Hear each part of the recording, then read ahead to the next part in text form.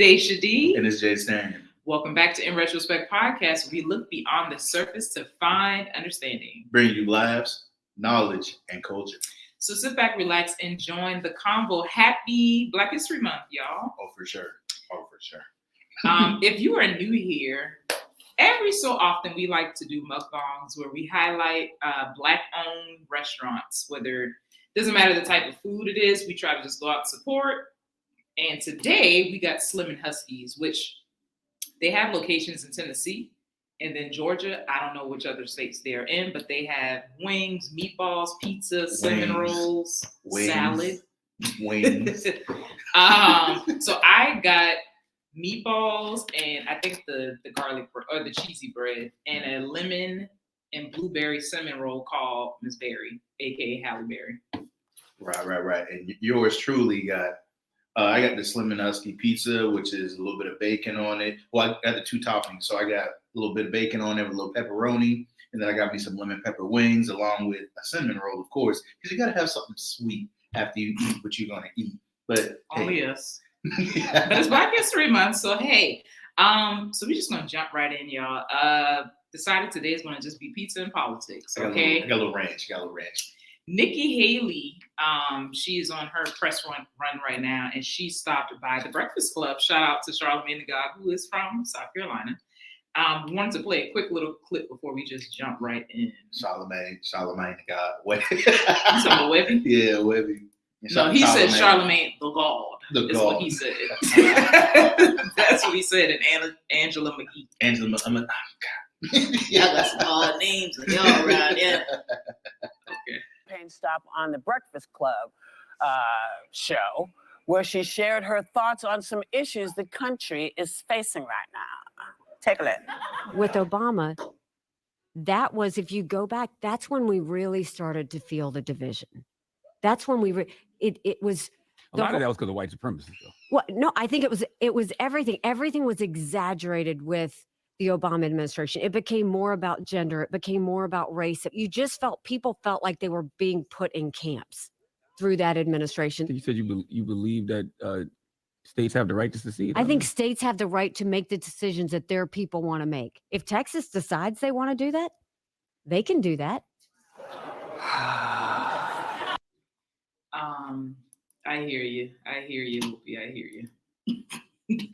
So, keep in mind, y'all, that was just a very quick clip. She discussed the abortion law. She discussed, I don't think she talked about guns, but she did talk about racism, abortion were the two main things that she talked about, and the Confederate flag, why they took it down from the Capitol. So what were your initial thoughts when watching it? My initial thoughts on watching it is, it's just the same thing that all these politicians do around this time when it comes to election time. They either try to point the finger or they try to tell you they're going to do all this good for you, and then one or two things usually happens. They don't do it, or they drag their feet doing it. Actually, there's actually a third option. They just don't do it at all.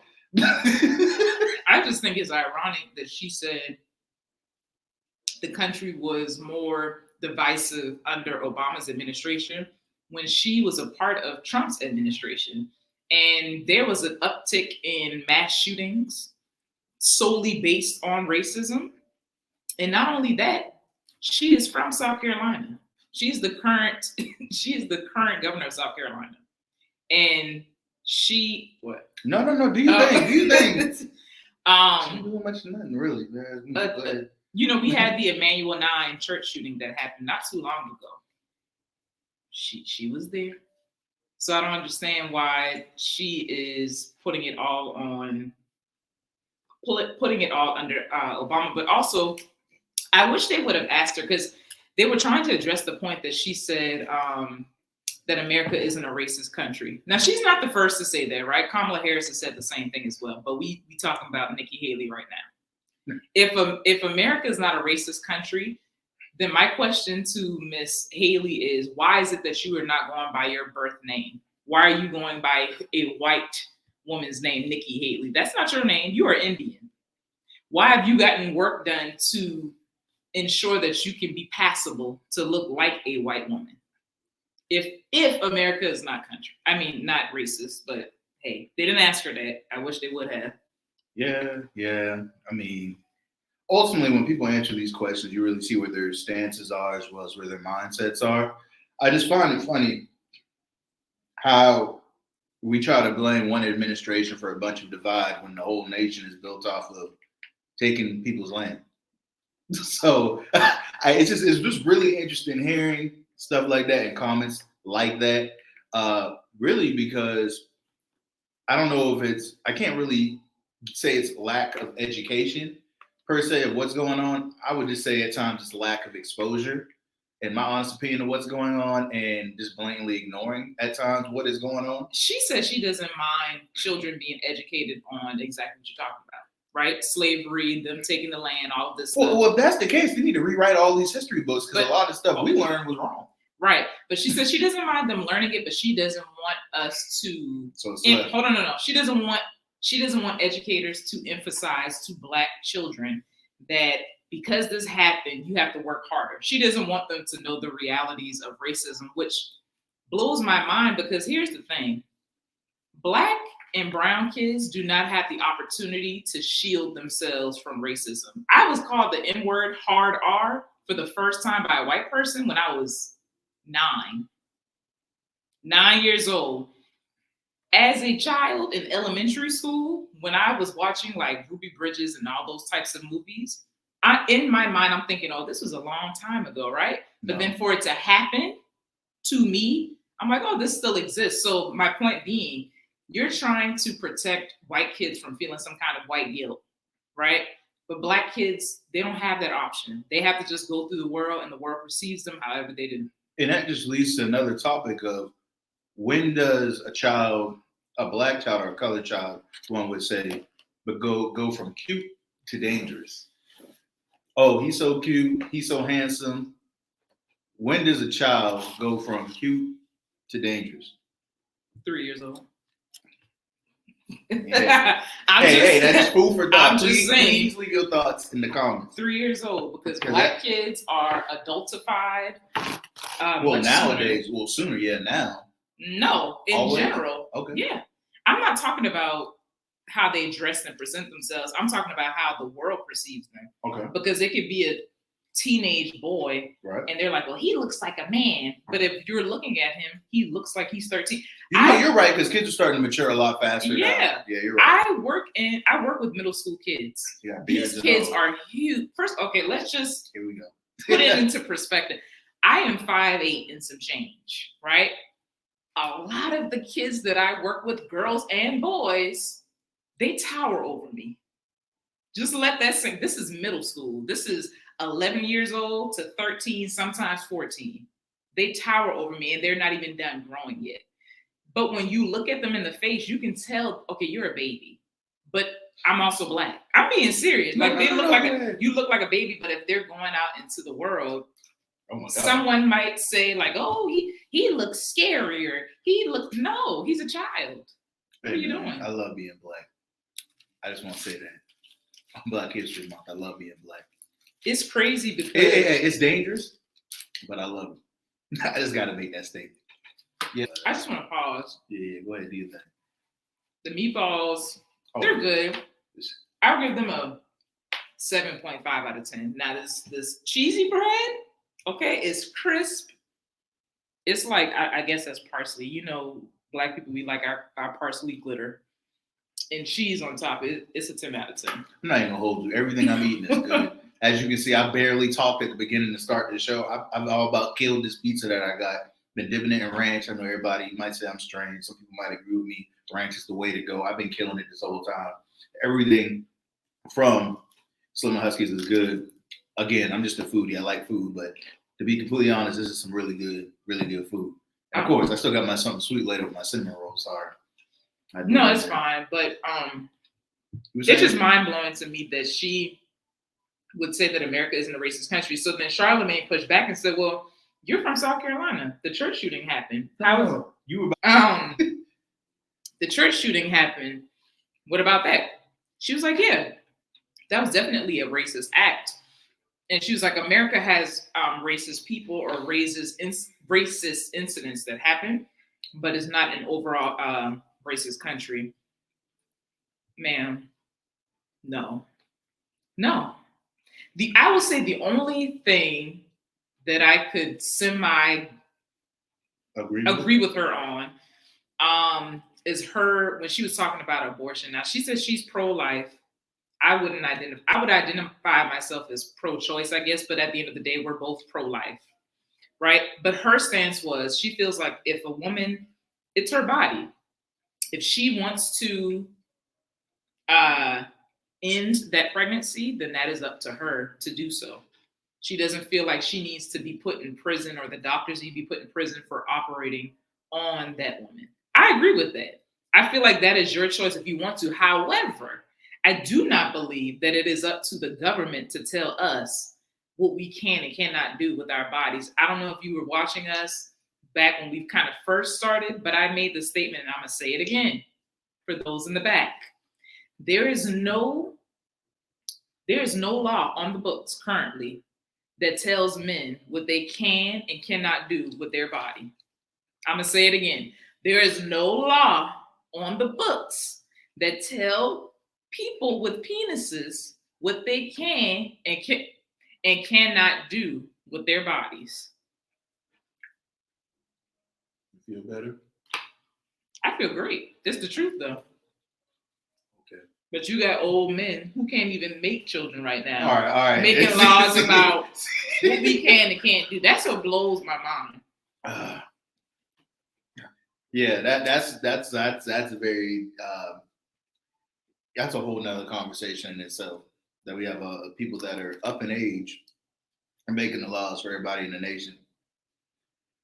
It's not the same as it used to be 15, 20 years ago, and even further back than then. Everything has changed. So I would say it's the same.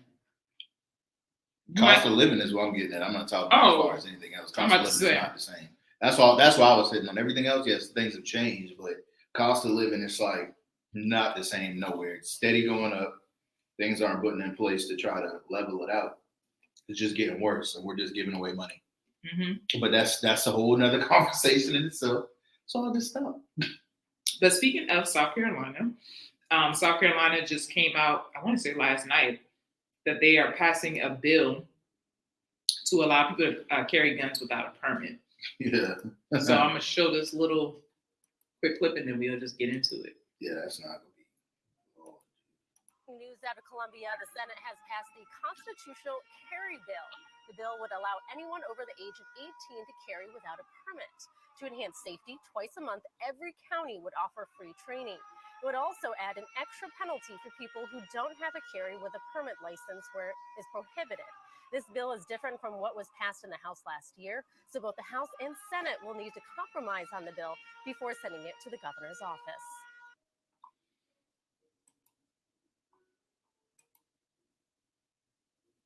Just insert Whoopi Goldberg's deep sigh.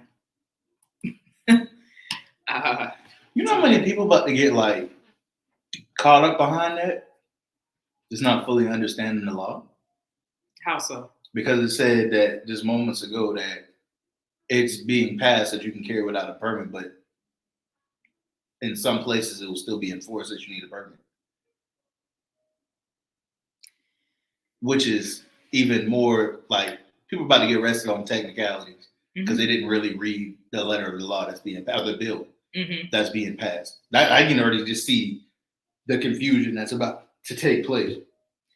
So I, just out of curiosity, I was like, well, South Carolina can't be the only state that is looking into this or that is doing this, right? So I was like, let's look at Georgia. Okay. So I looked into Georgia, and Georgia passed this exact same bill in 2022. So then I wanted to take a step further. I wanted to see, okay, so what did gun-related crimes look like Go up prior to this and after this? Now, here's the thing. According to the CDC, right, because y'all like to say y'all in y'all feelings, what's the numbers? Okay. So according to the CDC, right, since 2019, there has been a gradual increase, right, of gun-related incidents. So that means murder, just shooting people, and also dying by suicide. That includes all of those, right? It was already increasing in 2019, and at this point, as you can imagine, it continued to increase. So I guess, obviously, my concern is that now that people can kind of, not saying that people weren't already doing this, right?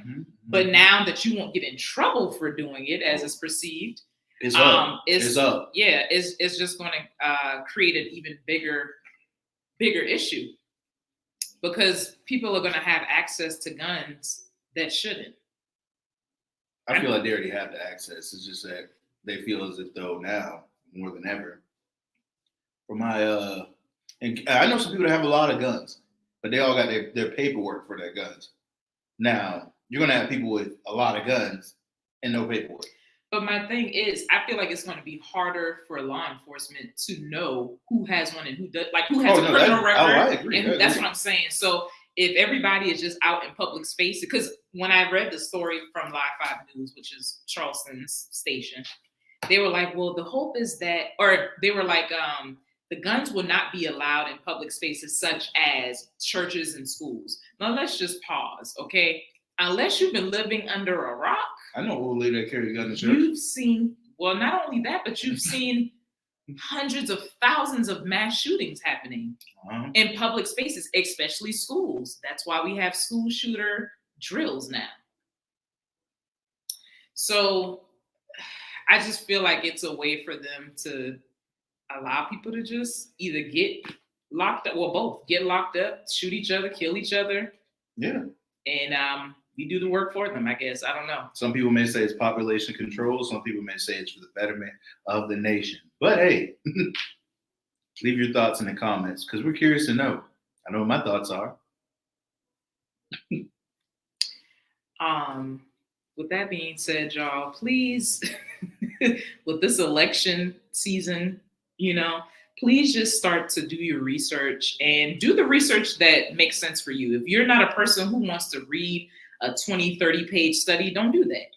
Go to somebody that you respect who's well-versed in politics but breaks it down in the way that you better understand it. I know that's what I do. And I also like to go to these people's platforms to see what are you talking about. And then also doing that, I just want to do the extra research of like, okay, so they're wanting to do this. How is it before, statistically speaking?